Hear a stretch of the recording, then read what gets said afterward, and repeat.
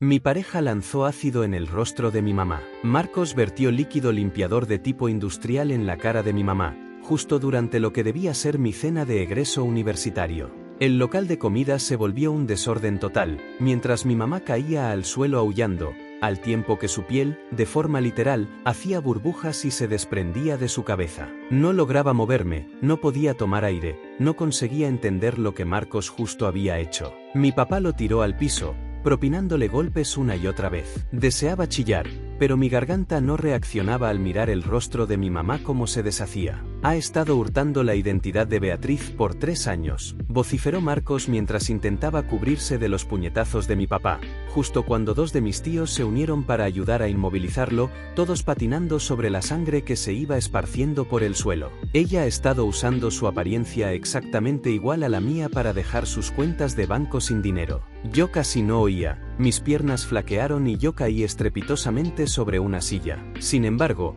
mi papá dudó solo por un instante, con el puño alzado en el aire, y Marcos escupió sangre al piso mientras mi mamá rodaba y se contorsionaba, tirando sillas y dejando rastros de carne en cada cosa que tocaba. Tengo filmaciones de ella en 5 bancos distintos, gritó él por encima de los lamentos inhumanos de mi mamá, mostrando la pantalla mientras mi tío le doblaba el brazo. Noté diferencias en las cuentas de Beatriz cuando buscábamos departamento, así que instalé un programa de vigilancia y pillé a tu mamá robando 40.000 euros. Mi mamá se revolvía en el suelo e intentaba hablar, pero solo logró escupir sangre sobre el mantel blanco mientras su rostro seguía descomponiéndose. Y, aun con la carne desfigurada, pude notar algo en esa mirada que me encogió el estómago, pues no era negación, sino la furia de haber sido descubierta. Ese dinero de las cuentas es de la familia. Finalmente chilló a través de su boca derritiéndose, las palabras apenas sonaban humanas. Mamá, susurré, pero no podía oír mi propia voz por encima del caos de gente gritando, llorando y llamando al 911, mientras la cara de mi mamá continuaba haciendo burbujas y despellejándose como si fuera plástico en llamas. Mi papá le arrebató el teléfono a Marcos con las manos cubiertas con sangre y pedazos de piel de mi mamá, mirando la pantalla donde se veía a mi mamá claramente en un cajero automático usando mi ropa, y su rostro palideció. Linda, ¿le has estado robando a nuestra hija?, preguntó mientras ella convulsionaba en el piso. Sus alaridos nunca cesaron. Ella me debe todo, logró sisear mi mamá entre gritos de dolor intenso, mientras sangre y tejido caían al piso. Dejé mi profesión para criarla. Los demás clientes estaban pegados contra las paredes, grabando todo, mientras el administrador vomitaba en la esquina y los meseros sollozaban. Y sentí como si me estuviera ahogando porque mi propia mamá había estado destruyendo mi porvenir de manera sistemática mientras su rostro, de modo literal, se caía frente a mí. Le arruinaste la cara por plata, le gritó mi papá a Marcos, soltándolo y retrocediendo con dificultad, resbalando en el charco de sangre y químicos. Incluso si ella le robó a Beatriz, le echaste ácido a mi esposa. Marcos se limpió la sangre de su nariz rota y me miró directamente con una expresión que me heló la sangre. No fue por eso que tuve que destrozarle la cara. Todos se quedaron en silencio, salvo por los gemidos de mi mamá y el ruido de su piel crepitando, y me escuché preguntar, ¿qué quieres decir con que no fue por eso? La seguí hasta un apartado postal ayer, dijo Marcos en voz baja. Revisa su cartera. Mi mamá empezó a chillar todavía más fuerte y trató de moverse arrastrándose hacia su bolso, dejando una huella de carne derretida, pero mi papá llegó primero y vació el contenido en el suelo, donde rodó un pequeño vial de vidrio. Eso es ricina, dijo Marcos, con su voz ahora totalmente en calma mientras el desorden seguía a nuestro alrededor. Iba a envenenar a Beatriz en el viaje de spa madre e hija la próxima semana y luego a tomar el control absoluto de su vida. Vomité sobre el mantel blanco. Se suponía que murieras en paz, me gritó mi mamá a través de la sopa que era su cara. Luego de que te fueras, yo iba a ser tú, vivir como tú, graduarme de medicina como tú, porque somos idénticas y nadie se habría dado cuenta jamás de la diferencia. Ya se estaba preparando, jadeó Marcos, la sangre aún cayendo de donde mi papá lo había golpeado mientras las sirenas sonaban afuera. Ha memorizado todos los nombres de los amigos de Beatriz. Ha estado grabando la voz de Beatriz para practicar imitarla. Ya desvió el correo de Beatriz a ese apartado postal.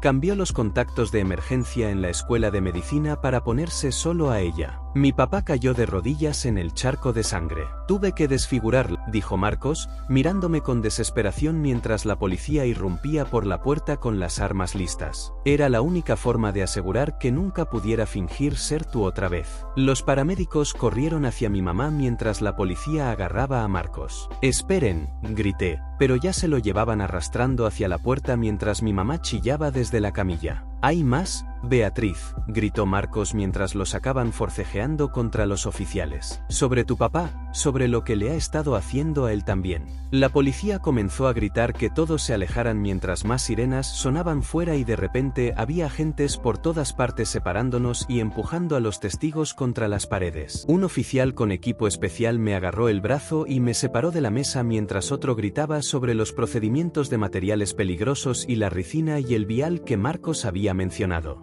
No me permitieron acercarme a mi papá ni a mis tíos y seguían preguntando si había tocado algo mientras alguien más empacaba cada objeto de nuestra mesa, incluyendo platos, vasos y mi bolso. Mis manos temblaban tanto que apenas podía sostenerme de pie, y cuando me preguntaron mi nombre tuve que intentarlo 3 veces antes de que las palabras salieran bien. El equipo de materiales de riesgo entró corriendo usando esos trajes blancos y máscaras y empezó a poner cinta amarilla en todo el lugar mientras fotografiaban la sangre y las quemaduras químicas en el suelo. Nos hicieron quitarnos la ropa hasta la ropa interior allí mismo en el restaurante y nos dieron trajes de papel para usar mientras empacaban nuestra ropa para realizar pruebas. Vi cómo sellaron mi vestido de graduación en plástico y lo catalogaron como evidencia, mientras los alaridos de mi mamá se hacían más tenues al llevársela. Una mujer con pelo corto gris y una placa se me acercó y dijo que era la detective Carmen Herrera, la investigadora principal en este caso. Me explicó que debían procesar todo el sitio del crimen antes de tomar nuestras declaraciones completas, pero quería que supiera que ella se encargaría de todo. Su voz era serena y estable, lo que me ayudó a concentrarme en algo más que el olor a carne quemada que todavía flotaba en el aire. Me dijo que el restaurante permanecería clausurado con la cinta de la escena del crimen mientras recolectaban pruebas y que yo necesitaría ir a la estación después. Los paramédicos subieron a mi mamá en una ambulancia con especialistas en quemaduras, mientras la detective Herrera se encargó de que me llevaran al hospital para desintoxicarme. Me pusieron en una ambulancia diferente y el paramédico no dejaba de revisar mi piel por quemaduras químicas mientras nos dirigíamos a la sala de urgencias. En el hospital me hicieron ducharme 3 veces con un jabón especial y revisaron cada centímetro de mi piel con una especie de luz. Las enfermeras fueron atentas y me repetían que ya estaba a salvo, pero me sentía como si estuviera viendo a otra persona vivir todo esto. Mi papá apareció cubierto de sangre y químicos y a él también lo llevaron de inmediato a descontaminación mientras yo esperaba en una bata de papel.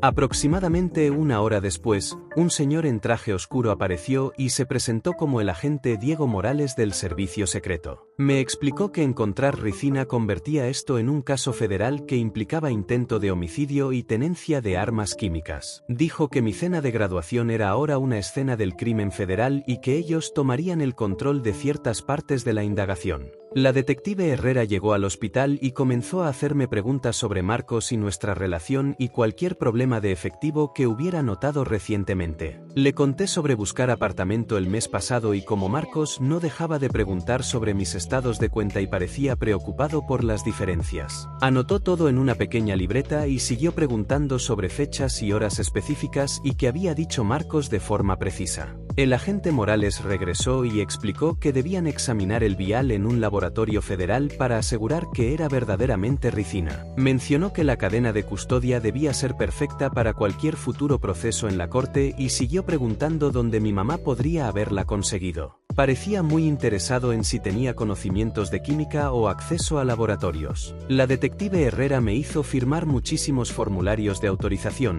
permitiéndoles inspeccionar mis registros bancarios y correos electrónicos para constatar el robo de identidad. Me advirtió que probablemente hallarían más infracciones de las que Marcos había descubierto y dijo que debía prepararme para ello. Mis manos temblaban tanto que casi no podía sostener el bolígrafo y mi firma no se parecía en nada a la normal. Mi papá estaba sentado en la sala de espera del hospital cuando salí y seguía alternando entre estar furioso con Marcos y asombrado por mi mamá. Repetía que ella era su esposa, como si decir esto lo suficiente haría que todo esto tuviera algún sentido. El cirujano de quemaduras salió y dijo que mi mamá estaba en estado crítico y aún no podíamos visitarla por el riesgo de infección.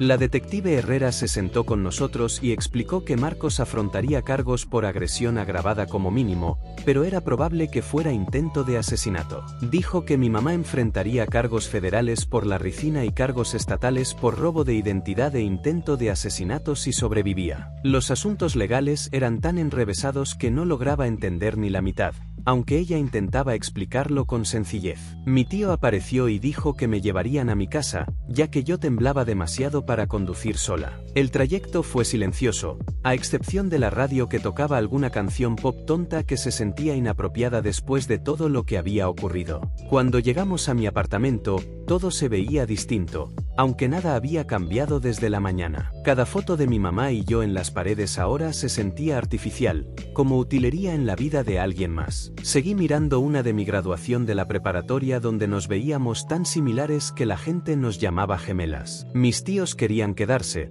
pero les dije que necesitaba estar sola. Aunque el apartamento se sentía demasiado quieto y deshabitado. Me senté en mi sillón, todavía usando el uniforme del hospital que me habían dado, e intenté comprender cómo mi mamá pudo planear matarme. La mujer que me enseñó a ir en bicicleta y me hacía trenzas en el cabello para ir a la escuela había estado robándome por 3 años. Había estado ensayando mi voz y grabando los nombres de mis amigos y tramando envenenarme en un spa donde confiaría plenamente en ella. Marcos lo sabía de algún modo y concluyó que desfigurarle la cara era la única forma de salvarme de ser suplantada. Mi celular no dejaba de vibrar con mensajes de gente que había escuchado que algo sucedió, pero no pude obligarme a contestar a ninguno. Me levanté para buscar agua y fue entonces cuando vi el sobre de color amarillo en el mostrador de mi cocina que definitivamente no había puesto ahí. Mis manos temblaron al tomarlo y leí la confirmación de desvío de correo del servicio postal con fecha de hace 6 días. La nueva dirección era un apartado postal en el otro extremo de la ciudad y mi firma en la parte inferior se veía perfecta,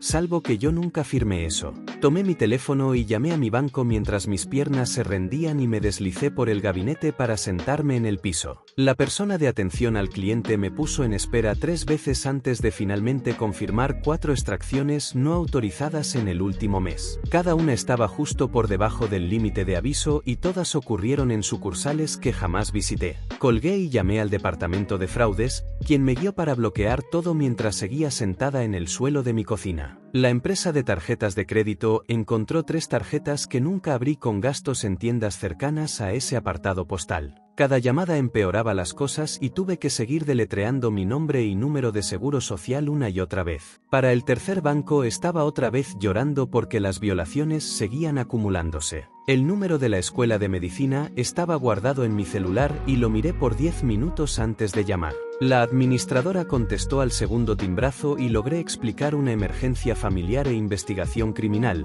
sin decir que mi mamá intentó matarme. Me transfirió a la oficina del decano donde tuve que repetir todo mientras trataba de no sollozar. Dijeron que entendían y enviarían la documentación de aplazamiento por correo electrónico, pero podía escuchar la confusión en sus tonos de voz. 4 años de asistencia intachable y ahora estaba pidiendo una licencia de emergencia justo antes de iniciar las rotaciones. El papeleo llegó mientras aún estaba en el piso y ver mi futuro en pausa me hizo vomitar en el lavaplatos de la cocina. Mi teléfono comenzó a sonar con un número que no conocía y cuando no contesté de inmediato sonó otra vez. El mensaje de voz decía que eran de la cadena de noticias y querían conversar sobre el suceso del restaurante. Lo eliminé, pero luego llamó Televisa y luego un blogger y después números que ni siquiera reconocía. Mi Facebook ya estaba explotando con mensajes de gente que apenas conocía, preguntando si esa era realmente mi familia en el vídeo. Desactivé todo mientras seguían entrando más llamadas y cambié mi mensaje de voz para indicar que no estaba disponible. Los comentarios de Instagram eran peores con desconocidos diciendo cosas horribles sobre la cara de mi mamá y haciendo bromas sobre ataques con ácido. Alguien me había etiquetado en el clip original y ahora todos en la preparatoria lo estaban compartiendo. Sabía que no debía verlo,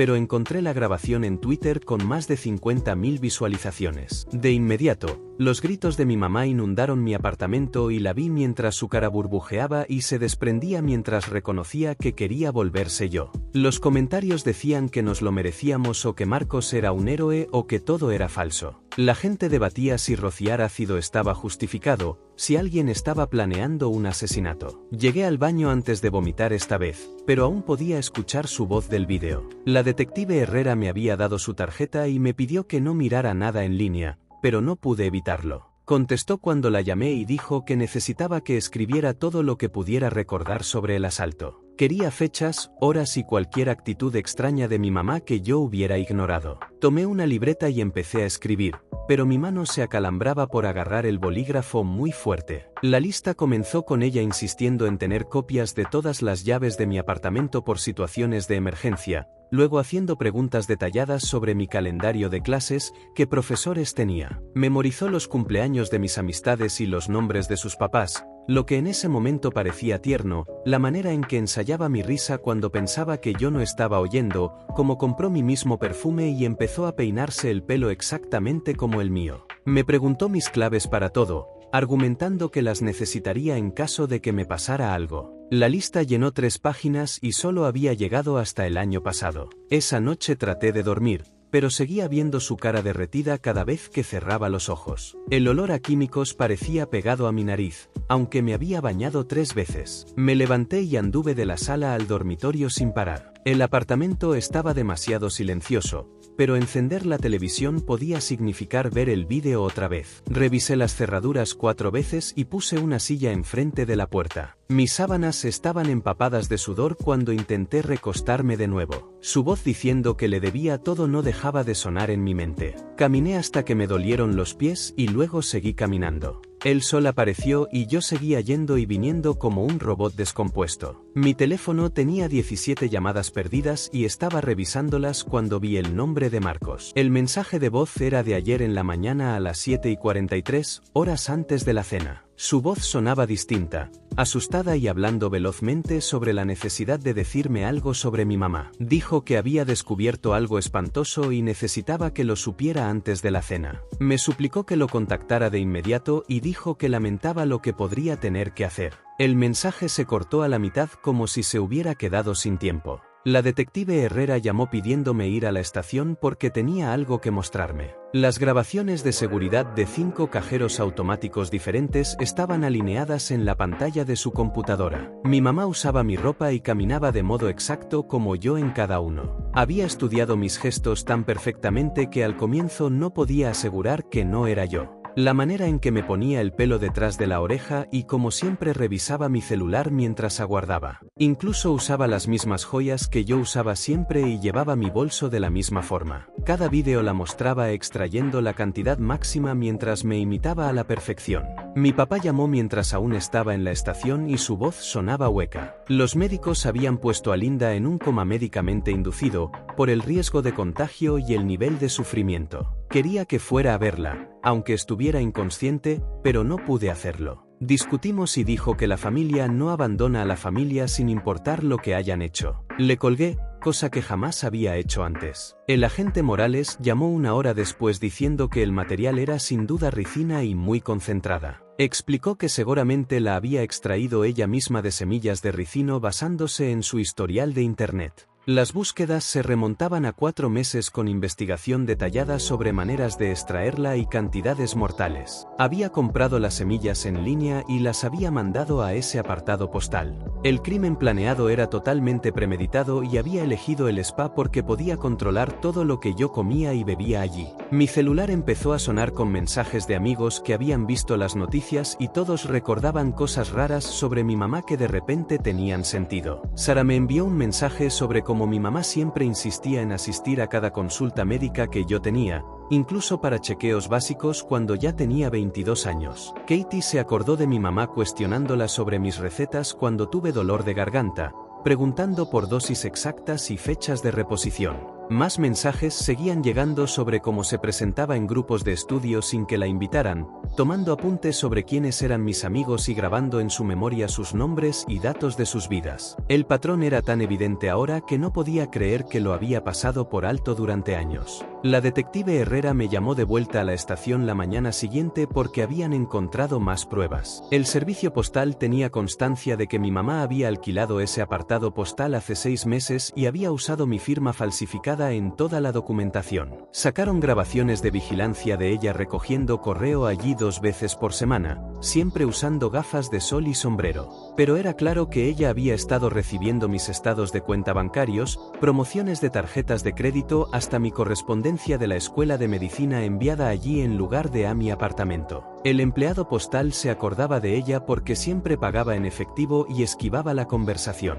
Pasé los siguientes 2 días llamando a cada banco y compañía de tarjetas de crédito en la que podía pensar y cada llamada reveló más estafas. Capital One tenía una tarjeta que jamás abrí con una deuda de 8.000 euros. Chase tenía 2 cuentas a mi nombre que estaban al tope. Wells Fargo mostró avances de efectivo que nunca realicé. El monto total siguió subiendo más allá de 50.000 mientras descubría más cuentas escondidas y cada hallazgo me indisponía físicamente. Cada agente de atención al cliente con el que hablé tuvo que presentar denuncias de fraude y bloquear las cuentas mientras yo mandaba por fax los informes policiales y declaraciones juradas. 3 días después del ataque, por fin fui al hospital a ver a mi mamá. No me dejaron entrar a su habitación por el peligro de infección. Tuve que mirar a través del ventanal. Toda su cabeza estaba envuelta en gasas blancas con tubos saliendo por todas partes. La enfermera me dijo que estaban haciendo injertos de piel, pero el daño era demasiado grave para una reconstrucción total. Aún a través de todos los vendajes, podía notar que la forma de su cara estaba equivocada, colapsada en lugares donde el tejido se había desintegrado. Una parte de mí quería sentir compasión por ella, pero principalmente me sentía vacía al ver su pecho subir y bajar con el respirador. La detective Herrera había estado revisando la laptop de mi mamá y encontró años de correos a sus amigas quejándose de mí. Los mensajes empezaron cuando entré a la escuela de medicina. Desvaríos enojados sobre cómo había renunciado a su carrera de enfermería para criarme y yo le debía todo. Un correo del año pasado decía que merecía vivir mi vida más que yo, porque ella había hecho todos los sacrificios. Otro detallaba lo injusto que era que yo tuviera oportunidades que ella nunca tuvo. La detective imprimió decenas de estos mensajes, cada uno más amargo que el anterior. Esa tarde, Nina Ortega de Servicios a Víctimas llamó para presentarse y explicar qué vendría después. Tenía un tono tranquilo que me hizo sentir menos desquiciada mientras me guiaba a través de mis derechos como afectada y cómo funcionaría el proceso legal. Me advirtió que ambos casos tardarían meses, o quizás años, en resolverse y posiblemente tendría que declarar varias veces. Me dio su número directo y dijo que sería mi defensora durante todo el proceso, asegurándose de que entendiera cada paso. Tener a alguien cuyo único trabajo era ayudarme se sintió como lo primero bueno desde que empezó esta pesadilla. La situación de redes sociales se disparó cuando alguien me identificó de los vídeos del restaurante y publicó mi nombre en línea. Mi Facebook e Instagram se vieron súbitamente inundados con peticiones de amistad y mensajes de desconocidos. Algunas personas me llamaron afortunada de que Marcos me hubiera salvado. Otros dijeron que yo debería haber sabido lo que mi mamá estaba haciendo. Solicitudes de reporteros llenaron mi bandeja de entrada y gente con la que no había hablado desde la preparatoria de repente se acercaba para pedir la historia detallada. Tuve que poner todo en privado y al final simplemente borré las aplicaciones de mi celular. Hasta ir al supermercado se volvió horrible cuando noté a gente mirando y cuchicheando. Una mujer de verdad se me acercó y preguntó si yo era la chica del vídeo del ataque con ácido. Una semana después de que todo ocurrió, fui a la audiencia preliminar de Marcos, aunque Nina me aconsejó firmemente no hacerlo. La sala del tribunal era más pequeña de lo que esperaba y Marcos se veía mal en el uniforme naranja con esposas. Su abogado, Darío Gómez, sostuvo que Marcos había actuado para defender a otra persona y debía ser liberado bajo fianza. El fiscal dijo que rociar ácido era fuerza excesiva sin importar las circunstancias. Marcos se declaró no culpable y seguía intentando hacer contacto visual conmigo, pero no pude mirarlo por más de un segundo. Verlo así, sabiendo que estaba allí porque había intentado salvarme de la peor forma posible, destrozó algo dentro de mí que no podía nombrar. Tras la audiencia, la detective Herrera me llevó a un lado y mencionó que Marcos podría colaborar contra mi mamá a cambio de cargos menores. La idea de ellos haciendo acuerdos sobre lo que le pasó a mi familia me enojó lo suficiente como para querer golpear la pared. Me explicó que necesitaban las pruebas de Marcos, especialmente las filmaciones de vigilancia que había recogido de mi mamá. Sin su cooperación, demostrar el alcance total de sus crímenes sería mucho más difícil. 2 días después, el agente Morales llamó con los resultados del laboratorio, confirmando que la ricina estaba concentrada lo suficiente para matar en cuestión de horas si era tragada. Dijo que mi mamá había estado buscando venenos en línea por 4 meses antes de inclinarse por la ricina porque era difícil de detectar en una autopsia. Había elegido de forma específica el fin de semana del spa porque podía controlar todo lo que comía y bebía, seguramente planeando ponerla en un batido del hotel.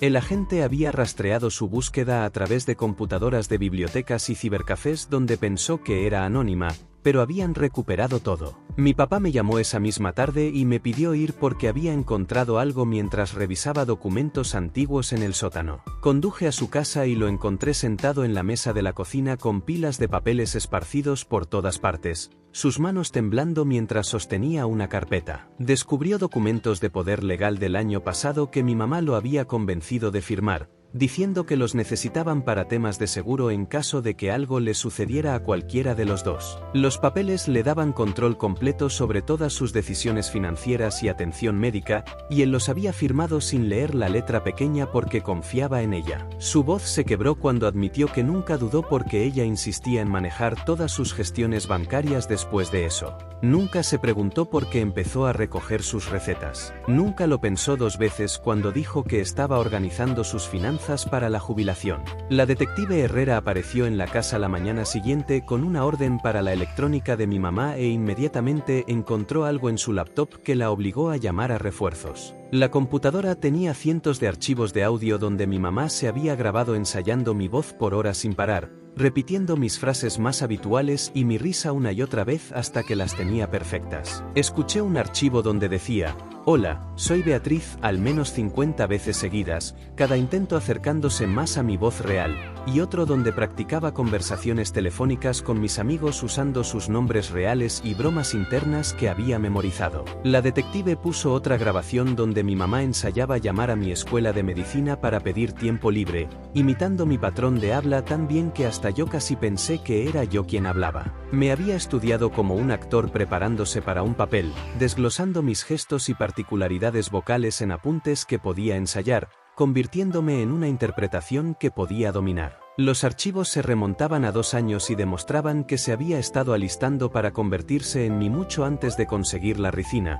mucho antes de tramar el viaje al spa, tal vez incluso antes de empezar a robar mi dinero. Fue entonces cuando caí en cuenta de que el fin de semana de spa madre e hija que había estado promoviendo por meses nunca se trató de unirse o festejar mi graduación como decía. Ya le había comentado a sus amigas que tal vez me quedaría una semana adicional para relajarme después del estrés de las postulaciones a la escuela de medicina. Había mencionado a vecinos que estaba considerando tomar un retiro sola después. Incluso había llamado al spa para preguntar sobre paquetes de estadía prolongada. Nadie habría puesto en duda mi ausencia por al menos 10 días, dándole tiempo para deshacerse de mi cuerpo y comenzar su nueva vida como yo. Nina llamó para verificar cómo estaba después de escuchar sobre las grabaciones de voz y me aconsejó firmemente no visitar a Marcos en la cárcel. Aunque yo seguía pensando en lo que había dicho sobre mi papá, me recordó que cualquier cosa que dijera durante una visita a la cárcel podía ser grabada y utilizada en la corte, que verlo podría provocarme un nuevo trauma,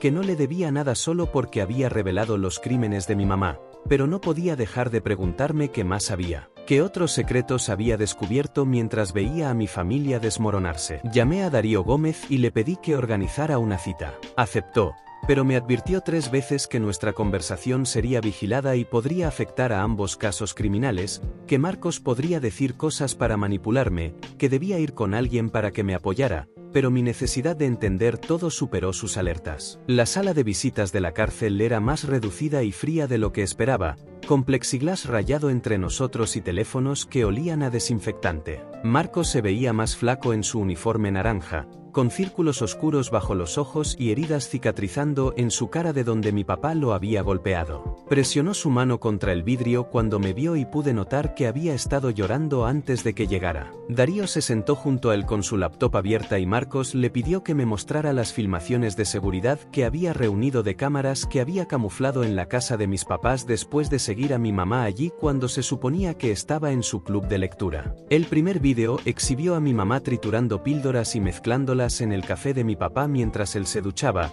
revolviendo cuidadosamente hasta que el polvo se disolvió por completo. Otro clip de un día distinto la mostró cambiando su medicamento para la hipertensión por somníferos, vaciando las pastillas genuinas en el lavabo y rellenando el envase con sedantes que parecían casi iguales. Marcos tenía grabaciones de 6 ocasiones diferentes en 2 meses, cada una mostrando a mi mamá, drogando a mi papá sin que él lo supiera, a veces duplicando o triplicando la dosis cuando lo necesitaba especialmente dócil. El abogado sacó una hoja de cálculo que Marcos había hecho rastreando los síntomas de mi papá contrastados con los incidentes de drogadicción, mostrando cómo su confusión y agotamiento coincidían perfectamente con los días que mi mamá le daba las cantidades más altas. Después de la visita, Nina me encontró en un café cerca de la cárcel porque se dio cuenta por mi voz en el teléfono que me estaba derrumbando. Se sentó conmigo mientras yo lloraba de forma descontrolada en mi café con leche y me recordó que Marcos echando ácido aún era una agresión,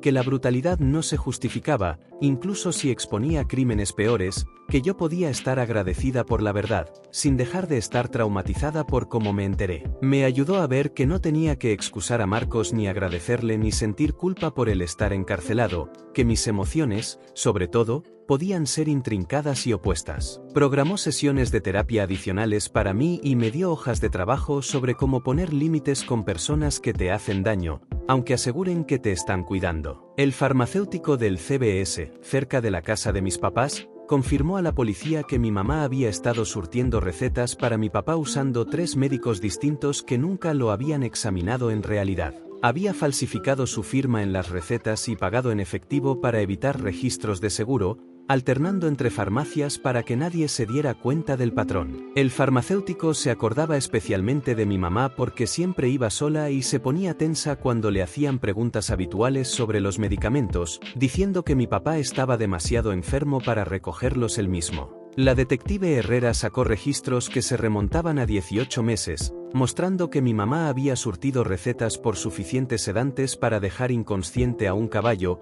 todo supuestamente para la angustia de mi papá, que ni siquiera sabía que tenía. El hospital hizo análisis de sangre exhaustivos a mi papá después de saber sobre la drogadicción y encontraron niveles de 3 sedantes distintos que jamás le habían sido recetados por ningún doctor legal. Su presión arterial real había estado peligrosamente alta por meses porque no estaba tomando su medicamento verdadero y los sedantes habían estado escondiendo síntomas que podrían haberle costado la vida. Los médicos comenzaron un protocolo de desintoxicación meticuloso monitoreándolo las 24 horas mientras reducían lentamente las sustancias químicas con las que mi mamá había estado llenando su organismo por más de un año. Hubo convulsiones el tercer día de desintoxicación. Su cuerpo era tan dependiente de las drogas que detenerlas muy rápido podría haber sido mortal. La policía llevó a cabo una orden de registro en la casa de mis papás y encontró el programa de seguimiento que Marcos había mencionado instalado en la laptop, celular y tableta de mi papá. Mi mamá había estado vigilando cada correo que mandaba, cada página web que visitaba, cada llamada que hacía con los datos guardándose en una cuenta en la nube que ella manejaba. El software registraba su ubicación GPS cada 5 minutos, grababa sus claves mientras las escribía, incluso activaba el micrófono de su teléfono para escuchar sus conversaciones cuando ella no estaba en casa. Encontraron pruebas mostrando que lo había estado siguiendo por 3 años, leyendo sus mensajes a su hermano sobre sentirse confundido, viéndolo buscar señales de demencia temprana, sabiendo que estaba atemorizado por sus fallos de memoria que ella estaba provocando. En el garaje, los investigadores descubrieron facturas de 4 vendedores en línea diferentes de semillas de ricino, la planta usada para producir ricina, compradas en 6 meses usando tarjetas de crédito prepagadas. Había adquirido equipo de química, incluyendo una moledora de café, filtros y acetona, todo lo necesario para extraer el veneno de las semillas. Hallaron sus notas escritas a mano sobre formas de extracción copiadas de libros de texto de química que había sacado de 3 bibliotecas diferentes, con especificaciones de temperatura y medidas de seguridad. En un archivador bajo llave descubrieron que había estado probando el veneno en ratones que compraba en tiendas de mascotas, manteniendo apuntes minuciosos sobre dosis y cuánto tiempo tardaba cada ratón en fallecer. La preparación había tomado meses de planificación cuidadosa e incluso había investigado qué exámenes de autopsia podían detectar ricina para poder asegurar que fuera incinerada antes de que alguien sospechara de asesinato. La oficina administrativa de la Escuela de Medicina llamó 3 días después solicitando documentación oficial de la policía sobre por qué no podía empezar las clases. Me senté en mi mesa de cocina tratando de escribir la solicitud formal, pero mis manos seguían temblando. Las palabras se veían extrañas, escritas así, tan pulcras y organizadas, describiendo cómo mi mamá había planeado envenenarme. La detective Herrera me ayudó a conseguir los números de caso correctos y formularios firmados, diciendo que era parte de una investigación en curso.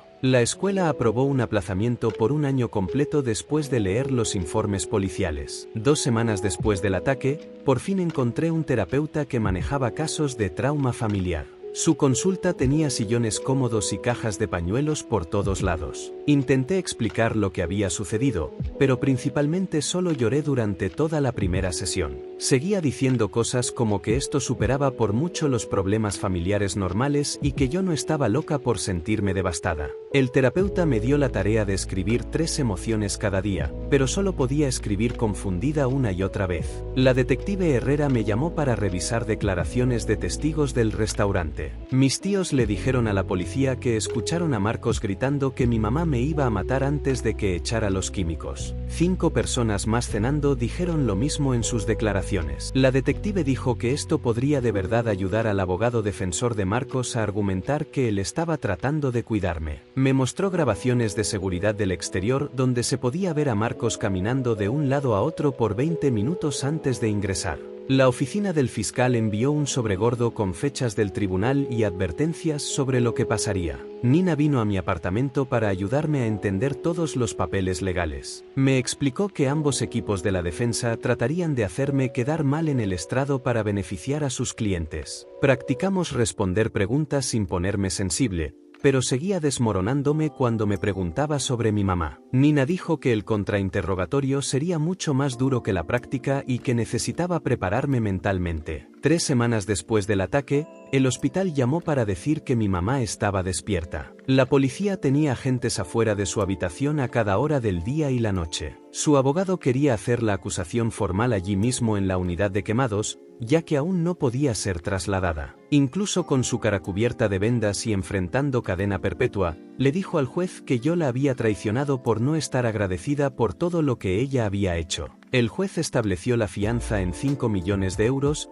cantidad que nadie podía pagar. La fiscal federal Autumn Fitzpatrick se reunió con los fiscales estatales para determinar quién presentaría el caso de la ricina, ya que era federal, mientras el estado se encargaba de los cargos de robo de identidad y fraude. Me advirtieron que esto significaba 2 juicios distintos que podrían tomar años para terminar. Autumn parecía muy segura de conseguir una condena con todas las pruebas que habían hallado. Una reportera de un periódico llamó a mi papá diciendo que tenía información sobre el pasado de mi mamá. Afirmó que había registros sellados de otro estado sobre problemas similares hacía 20 años. Mi papá le colgó, pero ambos nos preguntamos qué más nos había mantenido oculto mi mamá. La mujer que creímos conocer durante toda nuestra vida, nunca había existido en realidad. Fui a la ferretería y compré cerraduras nuevas para cada puerta en mi apartamento. El cerrajero encontró rasguños mostrando que alguien había copiado mis llaves hace poco, probablemente mi mamá. También instalé cámaras de seguridad que enviaban alertas a mi teléfono cada vez que alguien se acercaba a mi puerta. Mi papá se mudó a mi habitación de invitados porque ninguno de los dos se sentía seguro estando solo ya. Saltábamos con cada ruido y revisábamos las cerraduras sin parar.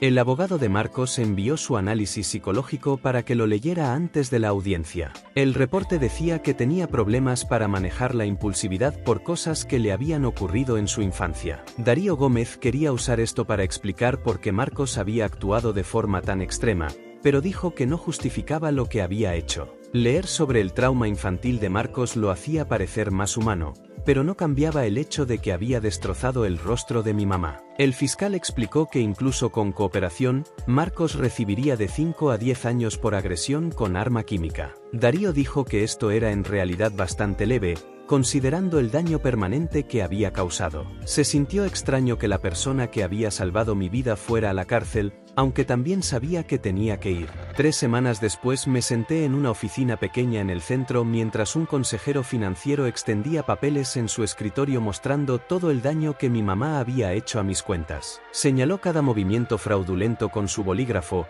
explicando cómo había abierto tarjetas de crédito a mi nombre y las había llevado al límite, comprando cosas que devolvía por dinero. El daño total ascendió a casi 60.000 euros cuando sumamos todo.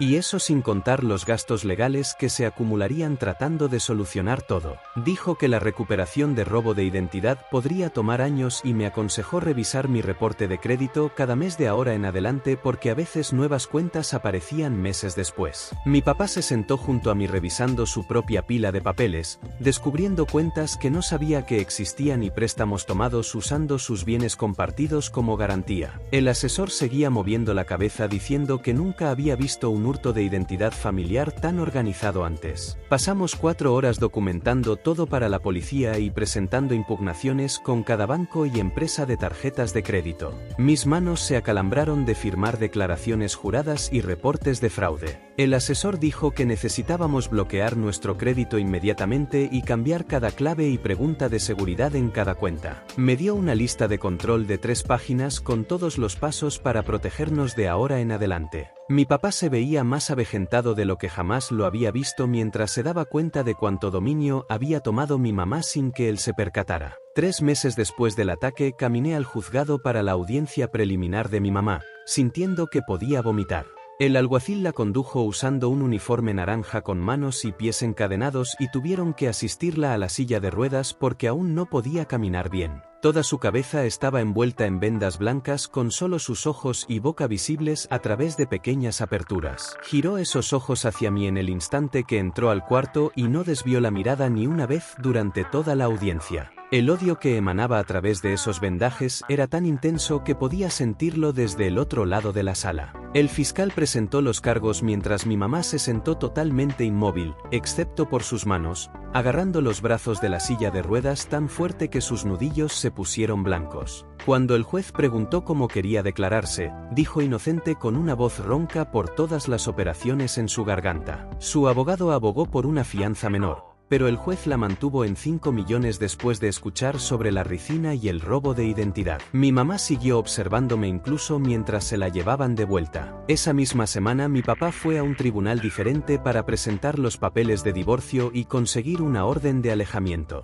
Le enseñó al juez cartas amenazantes que mi mamá había mandado desde la cárcel, diciendo que lo destruiría por dejarla cuando más lo necesitaba. Una carta describía en detalle cómo arruinaría su reputación en el trabajo y se aseguraría de que todos supieran qué cobarde era. Otra decía que yo lo había envenenado contra ella y que ambos pagaríamos por nuestra deslealtad. El juez concedió la orden de restricción de inmediato y dijo que el divorcio se finalizaría sin importar si mi mamá participaba o no. Mi papá parecía aliviado cuando salimos, pero lo vi llorando en su coche después. Había estado casado con ella por 28 años y estaba de duelo por alguien que nunca había existido en verdad. La audiencia preliminar de Marcos ocurrió 2 semanas después en la misma sala donde había sido la de mi mamá. Darío Gómez argumentó que Marcos había actuado para prevenir un asesinato y protegerme de un peligro inminente. Presentó las grabaciones de vigilancia de Marcos y los registros bancarios como prueba de que mi mamá representaba una amenaza real.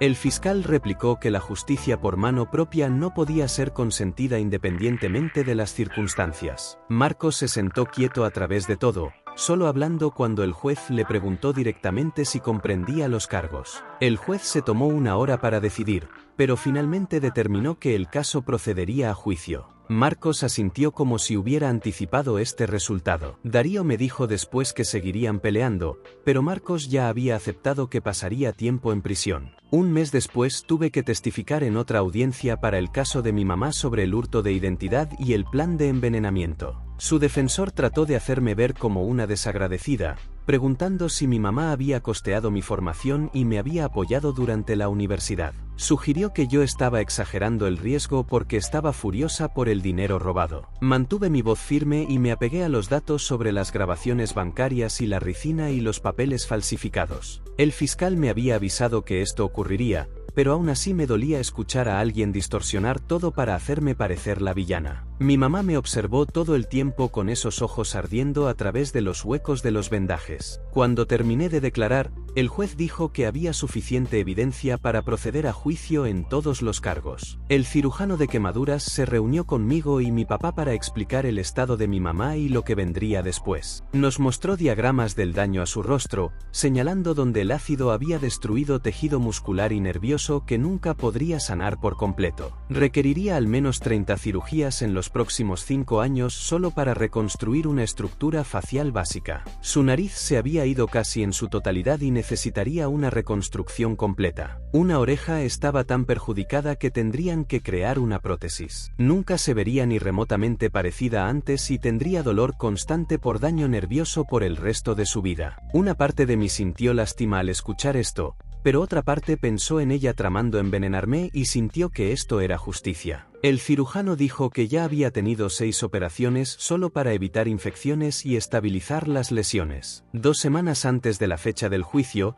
Autumn Fitzpatrick llamó para decir que mi mamá había rechazado el acuerdo de culpabilidad que le habían propuesto. 15 años con posibilidad de libertad condicional en 10 no era lo suficientemente bueno para ella porque en serio creía que un jurado entendería por qué había hecho todo. Autumn sonaba confiada sobre conseguir una condena de todas formas, dada toda la evidencia, pero me alertó que el juicio sería salvaje. Mi mamá quería testificar por sí misma y probablemente intentaría pintarse como una mamá que se sacrificó y que solo buscaba lo mejor para su hija. La fantasía era tan profunda que no lograba ver lo demente que sonaba eso. 4 meses después de que todo comenzó, fui de compras y vi a una mujer con el tono de cabello exacto y complexión de mi mamá caminando hacia mí por el pasillo de los cereales. Mi pecho se oprimió y no podía respirar y de repente estaba en el suelo con gente parada sobre mí preguntando si estaba bien. El administrador llamó una ambulancia, pero solo necesitaba salir de ahí. Dejé un carrito lleno de víveres y conduje a casa donde me senté en mi auto por 1 hora intentando dejar de temblar. Mi terapeuta me había enseñado ejercicios de respiración para ataques de pánico, pero apenas funcionaban. No regresé a esa tienda por semanas. 6 meses después del ataque, llamé a mi escuela de medicina para pedir otra prórroga, ya que los juicios seguían siendo pospuestos. Mi consejera dijo que podían darme otra extensión de 6 meses, pero después de eso tendría que volver a aplicar. Todos mis compañeros de clase se estaban graduando sin mí, comenzando sus residencias mientras yo estaba atrapada en el calvario legal. Algunos sueños tenían que esperar, pero aún así me dolía ver a todos los demás seguir avanzando mientras yo me quedaba quieta. La escuela envió documentación requiriendo cartas actualizadas de las autoridades, confirmando los casos criminales en curso. 1 semana después, el juez tuvo una audiencia sobre si los 2 casos debían ser juzgados juntos, ya que involucraban el mismo evento. La defensa los quería combinados, argumentando que sería traumatizante obligar a todos a declarar 2 veces sobre los mismos sucesos. Los fiscales se opusieron a eso, diciendo que los casos eran demasiado distintos y combinarlos confundiría al jurado. Después de 2 horas de discusiones, el juez dictaminó que permanecerían separados. Esto significaba testificar varias veces y el proceso legal extendiéndose aún más. Pero el fiscal dijo que les daba mejores opciones de conseguir condenas en ambos casos. 8 meses se arrastraron con interminables fechas de corte y papeleo antes de que Marcos finalmente estuviera frente al juez para aceptar su trato de culpabilidad. La sala estaba repleta de gente que no conocía, pero que aparentemente seguía el caso en línea. Marcos usaba un traje oscuro en lugar del uniforme naranja y su abogado Darío estaba de pie junto a él leyendo los términos. 7 años con posibilidad de libertad condicional en 4 si se mantenía alejado de problemas y completaba programas de control de la ira. El juez preguntó si entendía y Marcos asintió antes de girarse para mirar a mi mamá y a mí. Lamento el sufrimiento que provoqué, dijo tranquilamente mientras miraba el suelo. Dejé que mi miedo superara mi buen juicio y asumo completa responsabilidad culpabilidad por mis actos. Mi mamá se sentó en su silla de ruedas con vendas, todavía cubriendo la mayor parte de su rostro, y no reaccionó en absoluto. Me sentí aliviada de que por fin hubiera terminado, pero también extraña sobre la pena, porque 7 años parecían a la vez demasiado tiempo y no suficiente. 2 semanas después, el caso federal de mi mamá concluyó cuando Autumn llamó para decir que había aceptado un acuerdo de culpabilidad en lugar de arriesgar la cadena perpetua. 15 años en prisión federal, sin posibilidad de liberación temprana por los primeros 10. Tenía que devolver todo lo que había hurtado, pero no le quedaba dinero luego de que los honorarios legales devoraran sus ahorros. El juez preguntó si quería hacer una declaración y se paró usando un bastón para sostenerse. Renuncié a todo por mi hija y ella me debe, dijo a través de las partes reconstruidas de su boca. No me disculpo por intentar tomar lo que era mío. La sala se quedó en silencio y hasta su propio abogado se veía incómodo. Mi papá inició sus propias sesiones de terapia alrededor de este tiempo y su terapeuta lo ayudó a reducir de forma segura todos los fármacos que mi mamá le había obligado a tomar. Tomó meses de monitoreo atento porque suspender algunos de ellos muy rápido podía causar convulsiones, o peor. Mientras la neblina se disipaba, una persona diferente emergió del hombre adormilado que yo había conocido toda mi vida. Era más decidido y sus pensamientos eran más claros y de verdad tenía opiniones sobre las cosas en vez de solo estar de acuerdo con todo lo que mi mamá decía. Nos sentamos en su sala una noche y me dijo que se sentía como si hubiera estado bajo el agua por años. Sigo pensando en quiénes pudimos haber sido sin ella controlando todo, dijo mientras miraba álbumes de fotos viejos. Ambos lloramos porque no había forma de recuperar esos años. Pasé semanas laborando con especialistas para recuperar mi identidad y obtener documentos nuevos a los que mi mamá no pudiera acceder. La oficina del Seguro Social exigió verificación adicional, incluyendo huellas dactilares y múltiples formas de identificación antes de emitir una nueva tarjeta. Conseguir un nuevo pasaporte significó llevar documentos de la corte probando el robo de identidad y aguardar mientras verificaban todo a través de canales especiales. Cada cuenta bancaria requirió alertas de fraude y preguntas de seguridad extra que solo yo sabría las respuestas. El Departamento de Vehículos Motorizados me hizo repetir mi foto y emitió una nueva licencia con funciones de seguridad mejoradas. Cada documento tomó una eternidad para procesar, pero de a poco reconstruí mi existencia oficial desde cero. Mi papá y yo decidimos ordenar las pertenencias de mi mamá de la casa, ya que no las necesitaría por al menos una década. Encontramos cajas de fotos en su armario que me revolvieron el estómago. Había impreso fotos mías de redes sociales y las había cubierto con notas a mano sobre mis gestos y maneras de hablar. Una foto de mi graduación universitaria tenía flechas apuntando a cómo sostenía mis manos al dialogar. Otra me mostraba riendo con amigos y había escrito el sonido exacto de mi risa. Mezcladas con estos materiales de estudio escalofriantes, había fotos de mi niñez cuando tenía 5 o 6 años. En esas imágenes se veía como una mamá normal empujándome en columpios o asistiéndome a construir castillos de arena. El dolor golpeó de forma rara porque lloré por la mamá que creí tener mientras estaba asqueada por quien era en realidad. Nina me ayudó a presentar órdenes oficiales de no contacto que se activarían cuando mi mamá fuera liberada de prisión. La documentación especificaba que no podía acercarse a 500 metros de mí o intentar contactarme a través de terceras personas. Nina explicó que necesitábamos planificar para ese futuro distante, aunque se sintiera irreal pensar en mi mamá como una persona libre de nuevo. Algunas amenazas nunca se acaban del todo, dijo Nina mientras revisábamos los papeles. Necesitas protección en tu lugar antes de que salga. Un año completo después del ataque con ácido, caminé de vuelta al edificio de mi escuela de medicina con las manos temblorosas. Mi terapeuta me había preparado para este momento y algunos amigos cercanos que sabían todo me encontraron en la entrada. Otros estudiantes definitivamente miraron y susurraron cuando me vieron, pero seguí caminando a mi primera clase. Mi consejera había acordado que me uniera a la clase actual de segundo año para no estar completamente sola. El profesor me dio la bienvenida de regreso y luego inició una cátedra sobre medicinas cardíacas. Tomé apuntes y traté de concentrarme en el material en lugar de pensar en todo lo que había sucedido. Durante el almuerzo me senté con mis amigos y charlamos de cosas normales como exámenes y postulaciones de residencia. Mi vida estaba avanzando, aunque las cicatrices de todo siempre estarían ahí. Había reclamado mi nombre y mi porvenir, pero ambos llevaban marcas permanentes de lo que había pasado. Marcos salvó mi vida por medio de la violencia que lo mantendría preso por años. Mi mamá intentó robar mi existencia a través de la violencia que desfiguró su cara para siempre. Sobreviví a ambos y ahora estaba edificando algo nuevo con los pedazos que quedaron.